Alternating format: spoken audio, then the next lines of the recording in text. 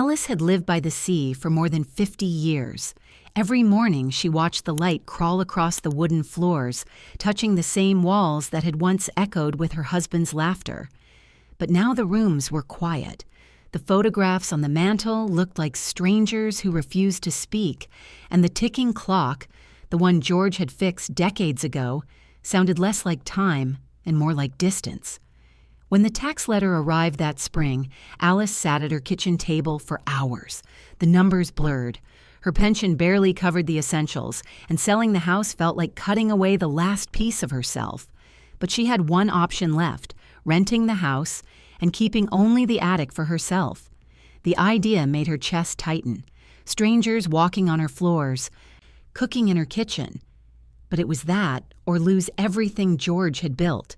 So she posted the listing. A week later, a young family arrived. Tom, Sarah, and their little girl, Lily. Tom had the calm eyes of a man who'd seen too much and said too little. Sarah was warm, but there was a quiet tension in her smile. And Lily, 7 years old, freckles like spilled cinnamon, ran through the doorway as if she'd been there before. When Alice watched them carry their boxes inside, she whispered, "All right, George, let's give them a chance." The first nights were the hardest. Alice could hear their laughter downstairs, smell Sarah's coffee, hear the hum of the washing machine. Her house had come back to life, but not for her. Yet little by little, something shifted. Lily started climbing up to the attic after school. She'd sit on the floor beside Alice, drawing in silence. "Do you ever get lonely up here?" the girl asked one afternoon. Alice smiled. "Only on the days when the sea forgets my name." Lily tilted her head. "I'll remind it then." It was the first time in years someone had said something that made Alice laugh. That night when she went to sleep, the waves outside her window didn't sound quite so far away. 2 months passed, and the old house began to breathe again. Laughter filled corners that had known only dust. The kettle whistled in the mornings, footsteps echoed softly at night. Alice tried to stay detached. A tenant upstairs, not a grandmother figure, but the line kept blurring. Lily left little gifts at her door: a paper heart, a seashell, a badly drawn cat. Sarah often brought tea by accident, claiming she'd made too much. Even Tom began fixing things without asking. The railing on the stairs, the creaking door, the storm window that had been stuck since 1999. Still, there was something about Tom that unsettled her. He'd stand in the yard at dusk, staring toward the cliffs where the old shipyard used to be. One evening, Alice came down for some air and found him there, hands buried in his pockets. "Beautiful view," he said, eyes still on the horizon. "It's quieter now," Alice replied. "Used to be noise from the dock, hammers, shouting. My husband worked there his whole life." Tom looked at her then sharply. "What was his name?" "George Thompson," she said softly. "Foreman for over 30 years. Tom's expression froze for a heartbeat. Then he nodded once. "My father worked under a man named George Thompson." Something cold ran through Alice's chest. "What was your father's name?" she asked. "Ben," Tom said. "Ben Harper." She almost dropped the teacup in her hand. That night, Alice couldn't sleep. She went to the attic, searching through an old trunk she hadn't opened in years. Letters, photographs, small things that carried too much weight. And at the very bottom, a rusted metal box with George's initials carved on top. She remembered the day he'd brought it home. "Just paperwork," he'd said. But his hands were shaking when he placed it under the bed.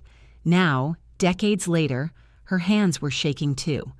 Inside were folded sheets of yellowed paper, blueprints, maintenance logs from the dock, and a letter, sealed, addressed to Ben Harper. Alice stared at the name until her eyes blurred. The handwriting was unmistakable. George's.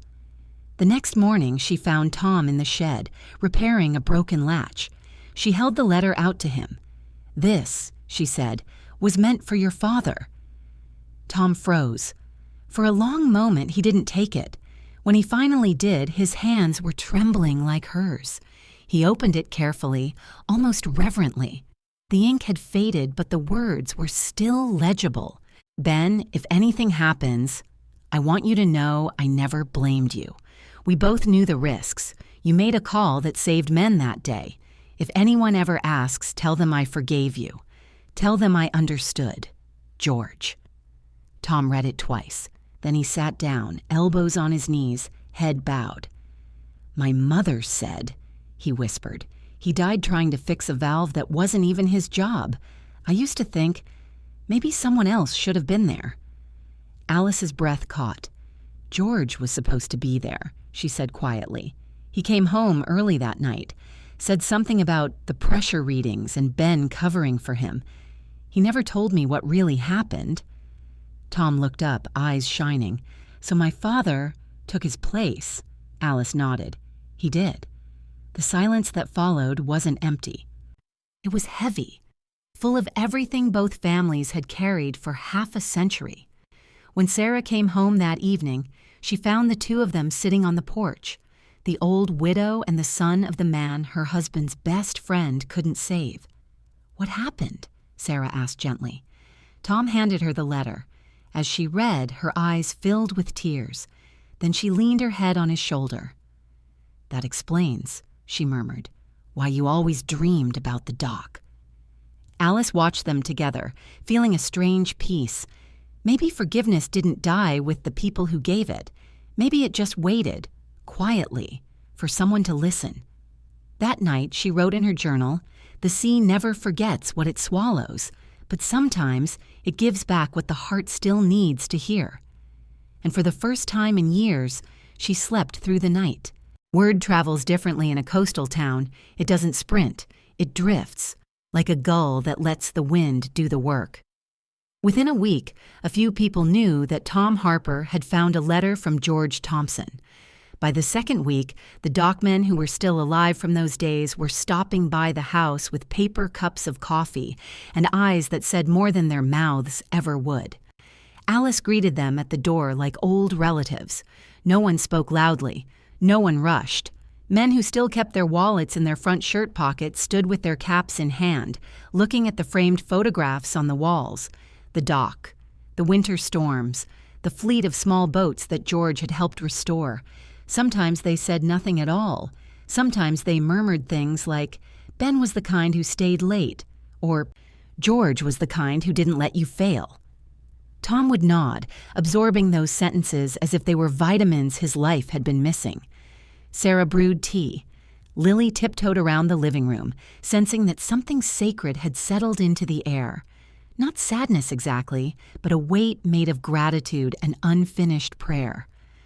That night, when the house finally emptied, Tom turned to Alice on the porch and said, almost shyly, I've been thinking, what if we held a small gathering here? Not a memorial. Something different. Different how? Alice asked. Not about death, he said. About what kept people alive. The skills, the patience, the ways men watched out for each other when no one was looking. Alice smiled, slow and warm. A night for the light, she said, not the darkness. Tom's eyes softened. Exactly. They called it an evening of light. Not a service, not a program. Just an open door and a table where anyone could set down an object that had carried them through. A compass, a photograph, a wrench, a thermos dented by a lifetime of mornings. Flyers went up at the diner and the bait shop. Martha from the church brought a string of white lights, gentle as snowfall. The neighbor boys offered to haul folding chairs. Lily made paper stars, cutting until her fingers were sticky with glue and glitter. Sarah chose songs that weren't hymns and yet felt holy. Soft melodies that sounded like bedtime and forgiveness. On the morning of the gathering, Alice polished the old mantel and dusted the frames. Then she carried down a small brass lamp that she and George had bought when they were newly married, when their future had been so bright it needed no lamp at all. She placed it on the center table and whispered, "Behave yourself. We have guests." They came at twilight, not a crowd, a tide. One by one, then two by two, then groups of 3 that paused in the doorway as if asking permission from the house itself. Alice greeted everyone with their first name, or if she'd forgotten, with that soft, neighborly "hey there" that makes a person feel known anyway. Mr. Henderson set down a black and white photo of the dock crew in spring, a row of men squinting into the bright. "Folks tell the story of the explosion," he said, voice low, "but the truer story is all the quiet days no one remembers, the lunches shared, the afternoons a man covered for another without keeping score." A retired welder placed a coil of wire and said, almost to himself, "This stuff held more than steel together." A woman from the post office brought an envelope addressed in George's careful hand and smiled at Alice. "You'd be shocked how many letters never got sent," she said. "Still, the writing heals the hand that writes." Tom arrived last, though he'd been there all day. He carried his father's watch in both palms like a candle. When he wound it, the faint tick filled the room, not loud but persistent, like a small animal finding its way home. People began to talk, not speeches, stories, the kind you tell when you think no one's going to judge you for remembering too much. A young teacher stood up and said she'd started bringing her students to the shore on windy days, so they would learn that balance isn't something you memorize.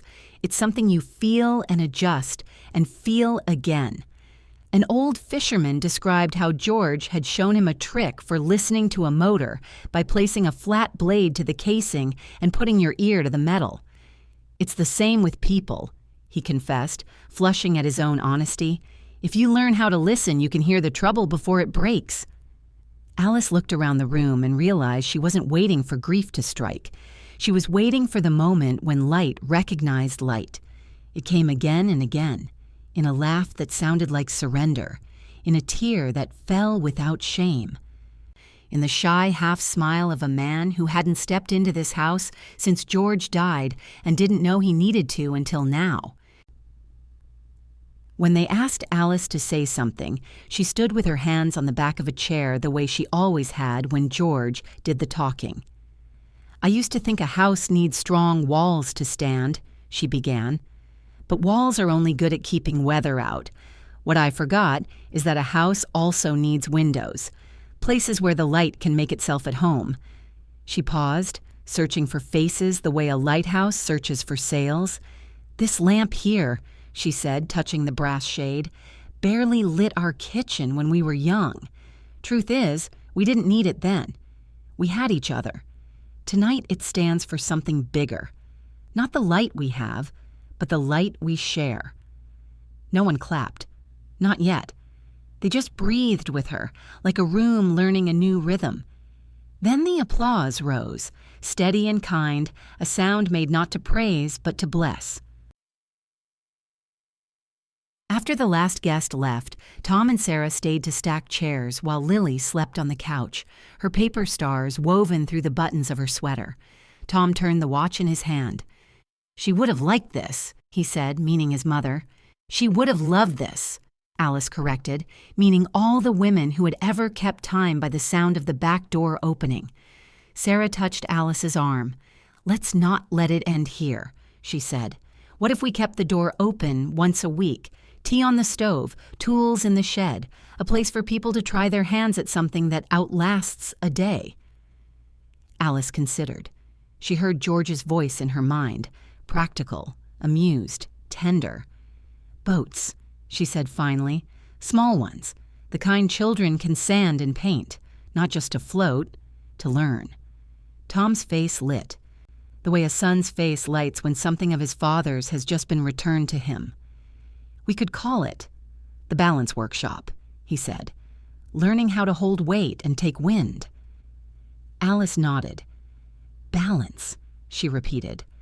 "That's what kept us, all those years. Not strength, not luck. Balance." The first meeting was small. 3 kids from the block, Lily, of course, and a teenager who had that lost but listening look that makes you pray under your breath for him to find safe water. Tom taught them how to read grain, how to measure without cheating, how to correct a wobbly line without fear.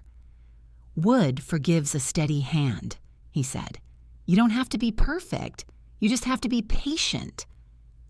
Sarah set out cookies and then disappeared, her voice drifting from the kitchen. Not performing, just singing. Alice sat near the window with a notebook, pretending to keep track of supplies while secretly keeping track of something else, the way a room fills with courage when no one calls it by name. By the third week, the workshop was full. Someone donated a planer. Someone else brought a jar of old screws that looked like ancestors of the ones they sell now. The teenager sanded until his shoulders unclenched and his mouth found the beginning of a smile. Alice noticed she was sleeping better, not because she was tired, because she was used up in the holiest sense, poured out and refilled by the same day. Her evenings changed from waiting for memories to visit to welcoming people instead. Spring came the way it always does on that coast, quietly then all at once. On a Saturday in April, they carried the little boats to the school pond for a first launch. Parents lined the bank like a living fence. Tom checked every keel as if each one were a promise. Sarah tucked windbreakers tighter around shoulders and hummed a tune that sounded like bravery. Alice knelt beside the most nervous child, a boy with brave eyes and shy hands.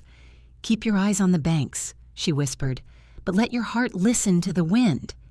He nodded, and for the first time released a boat without holding it back. When the sails caught, the crowd's cheer felt like something a town had been saving up for years. Alice blinked hard, not from sadness, from light. That night, she climbed the attic stairs with the careful happiness of a woman carrying glass. She opened George's metal box again, not to bleed, but to bless. At the bottom, she found a scrap of paper she didn't remember, graphite faint but readable. "A house doesn't keep people from drowning. It keeps a lamp in the window until they can see the shore." She sat very still, letting the line find its home in her. Then she wrote in her own notebook, "The sea takes, the sea returns. Today it returned us to each other." In the kitchen below, she heard Tom winding the watch. Tick, tick, tick, steady as breath. Sarah's laugh rose and fell like a calm tide. Lily's small feet pattered in a zigzag to bed, then stilled. Alice closed the box and left the attic door ajar. No need to hide anything anymore. Weeks later, as summer began to lean in, the town council asked if the balance workshop would present at the community fair. "Not a booth," the chairwoman said. "A space. A place where people can try, not just watch." Tom looked at Alice.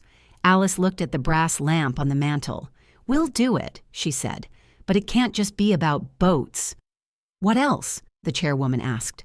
"Hands," Alice replied. "Hands that know what to do when the world is loud. Hands that pass on what they've learned. Hands that keep the lamp lit." The chairwoman blinked, then smiled slowly. "I think we can find a spot for that." That evening, on the porch that faced the never-finished horizon, Alice folded her hands and let herself imagine a future that wasn't smaller than her past, not grand, not loud, just a future with open windows and a table always set for one more. "George," she whispered, "you did right to come home early that night. Ben did right to stay. We're doing right to tell the story this way." The wind answered with that soft, steady push that makes a sail fill and a heart remember how. Some promises don't vanish. They wait, like lanterns, for the right night to be lit again. And in that old house by the sea, the right night had finally arrived. The fairgrounds smelled like sugar and sawdust, that sweet mix of nostalgia and new beginnings. Booths lined the boardwalk, the air full of chatter and wind. But at the very end, near the harbor, stood something different. A space wrapped in white cloth and soft light. A wooden sign read, "The Balance Workshop, where hands remember." It wasn't flashy. No bright banners, no loud speakers. Just a long table covered with tools, brushes, pieces of unfinished wood, and, at the center, a brass lamp glowing steady as a heartbeat. Tom showed visitors how to hold sandpaper so it worked with the grain, not against it. Sarah helped a little girl paint a tiny sailboat red and white. Lily, now a bit older, taught a man twice her size how to knot rope without cutting corners. And Alice, she simply moved among them, offering words that weren't quite instructions, but something quieter. "Don't rush it," she told a young woman. "Wood forgives patience." To a man with calloused hands, she said, "You don't have to make it perfect, just make it honest." People smiled. Some stayed longer than they planned. A few even came back the next day, bringing coffee or small gifts. Bolts, brushes, things they thought the workshop could use. By evening, when the sun dipped low and the brass lamp caught its reflection on the water, someone from the local paper stopped by. She took photos, not posed, just moments. A boy holding a half-finished boat. An old man tracing the carved initials GT on a wooden beam. Alice leaning slightly on her cane, laughing at something Tom said. Later, the article would appear under the headline, "Where Light Still Works Overtime." Weeks passed. The workshop grew, not in size but in soul. People who'd stopped believing they were needed began showing up again. Fishermen on off days, teachers on break, widows who said, "I just want to sit somewhere that smells like purpose." They came with stories, tools, and silence, and all were equally welcome. One afternoon, while Alice was sorting supplies, Lily ran in holding a letter. "It's from the town council," she said, bouncing. Inside was an invitation. "We'd like to dedicate a permanent space at the pier for the Balance Workshop, a place where lessons never stop and the lamp always stays lit." Alice smiled, tears threatening but kind. "George," she whispered, "you see what they've built? You'd never believe it started with a letter in a box." That night, the family gathered for dinner upstairs. Not as tenants and landlord, but as something truer. Tom cooked his father's old stew recipe. Sarah made cornbread. Lily set the table with the careful pride of someone who finally understood what home really meant. When they finished eating, Alice pulled out the lamp and placed it in the center of the table. It had burned through storms, silence, and decades of loneliness. And still, it shone. Tom refilled his glass. "To the ones who stayed," he said softly. Alice raised hers. "And the ones who came back." Sarah added, "And the ones who kept the light on while we found our way." They laughed, a small, complete sound, the kind that fills every empty space and stays there long after the noise fades. Months later, the new workshop by the pier opened. The mayor spoke, cameras flashed, but the truest moment came when Alice stepped forward to place the brass lamp on the windowsill. The crowd hushed. Even the gulls seemed to pause mid-air. "This lamp," she said, voice steady, "wasn't meant to survive this long, but it did. Because sometimes what we build with love refuses to burn out. It just waits for us to remember it." She turned the wick up a little, and the flame brightened. Soft, golden, alive. The applause came like a tide. Quiet at first, then steady, filling the space with warmth that felt older than the sea itself. That night, Alice returned to her attic room, though it didn't feel like an attic anymore. The house below was humming with new life, laughter, tools, music, stories. She sat by the round window, the same one that had once framed years of loneliness, and watched the light from the workshop flicker across the water. Her hands rested on her lap, no longer trembling. Her breathing was slow and sure. And for the first time in a very long time, she didn't feel like she was waiting for something. She felt like she was part of it. She wrote one last note in her journal. "Homes don't fade when the people go. They breathe again when we remember to open the windows. Today, the sea looked like forgiveness. Tonight, it sounds like peace." A few days later, Lily came up to the attic, holding a small wooden plaque she'd painted herself. It said, "The house that learned to shine again." "Can we hang it downstairs?" she asked. Alice smiled. "Not yet," she said. "Let it dry first. Good things take their time." Lily nodded solemnly and placed it by the window. When she left, Alice traced the words with her fingertip and then leaned back, letting the sea breeze move through the curtains. Downstairs, laughter rose again. The lamp's light spilled upward, soft and steady, touching the walls, the floorboards, the ceiling, until it reached her. And in that moment, it wasn't George's house, or her house, or Tom's. It was simply home.